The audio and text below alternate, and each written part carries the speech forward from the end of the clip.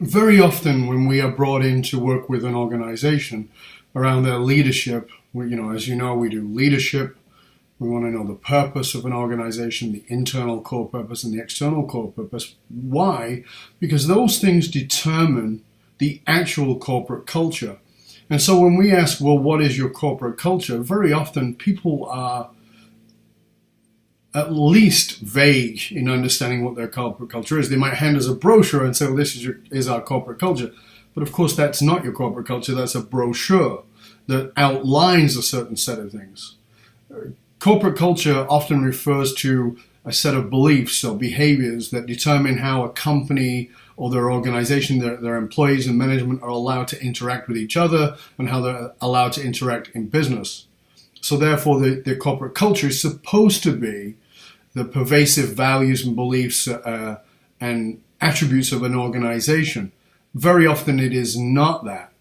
And very often a corporate culture that works is a culture that reflects the broader culture and is usually, in fact, much more successful if it's not at odds with the culture. For instance, let me think. In the current culture that we live in, the global culture that we live in, we are now seeing that there's a greater level of value towards transparency and equality and communication, those kinds of things, right? And therefore, a secretive company, a company that is a hard line, behind the wall hierarchy system is going to find itself at odds with the general sort of global culture. Often, though, a corporate culture is implied. It's not expressed definitively and develops somewhat organically over time and cultivates the behaviors of the people in there. But if we're going to look at the corporate culture of an organization, as I said, the very first thing we have to know is, well, what is the core purpose of the organization? Do you actually know that? Because the core purpose of an organization is not the mission statement. That's something else altogether. See, if we're going to look at corporate culture, we have to look at culture. What is culture in and of itself? And culture is sort of the characteristics of the collective knowledge, a particular group of people. So even if that's national or organizational. It defines the language. It defines, in a country, it defines the language, it defines the religion, it might define the cuisine, the way people interact with each other, the social habits, the art, the music. I put it to you that a culture is a shared set of patterns of behavior, ways that people interact with each other.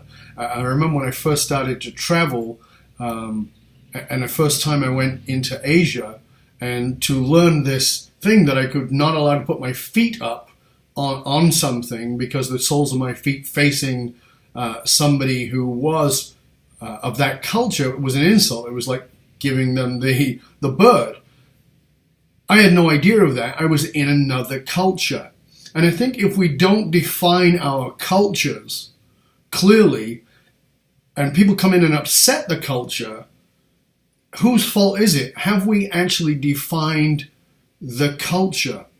So unless you get clear on the culture, what it is. So there's sort of two ways with this. And one is this development of the culture through laying it out. This is what we stand for, and this is what it's about, and this is what's acceptable, and this is what is not acceptable. But there's also a natural evolution to a culture that is like a recipe. There's a little bit of this, and there's a little bit of that. You think about national cultures. It's impossible to say, well, we are American. It's a ludicrous statement, because what does that mean? Well, Americans were originally Europeans who escaped from Europe to come to America. And actually, original to that, they are Native Americans who walked from the northern bridge of Asia. So what does it actually mean? It means it's this collective of all of these different pieces. But when it comes to looking at your organization, what is that recipe that creates the culture? And is it a pervasive culture? Meaning, does it include everyone, or are there special deals? Because I want you to get the subculture of a culture. You see, you can write out that document, you can hand me the brochure and say, this is our culture. But if I go into your organization, which we do, if I go into your organization, undercover, if you will, and sort of spend some time with your people, I'm going to find out, in all likelihood, that the culture you laid out in the document is actually not the culture that the people live by inside of your organization. That they do different things. Now, we like to say, well, this is the culture and that's what it is and it's hard-lined. But the truth is the culture is defined by the people in it. And what the people in it, when somebody else comes in, they will say to them, listen, this is how we do things around here. And that is, in fact, your culture. So what is culture?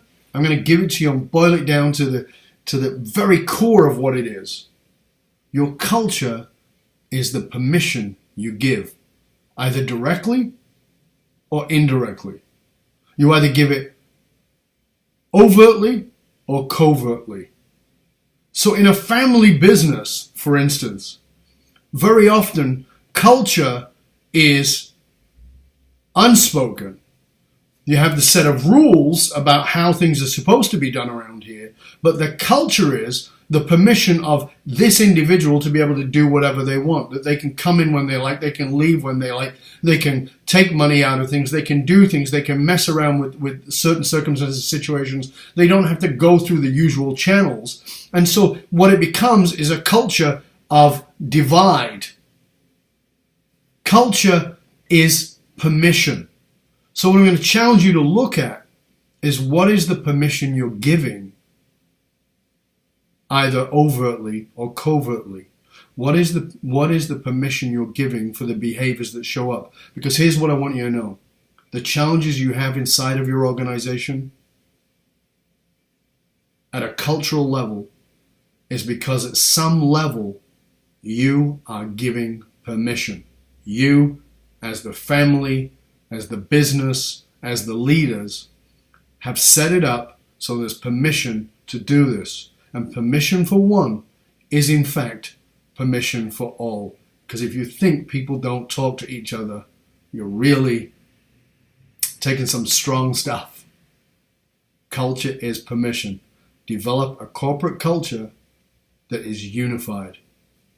Till next time, Dov Baron, FullMontyLeadership.com.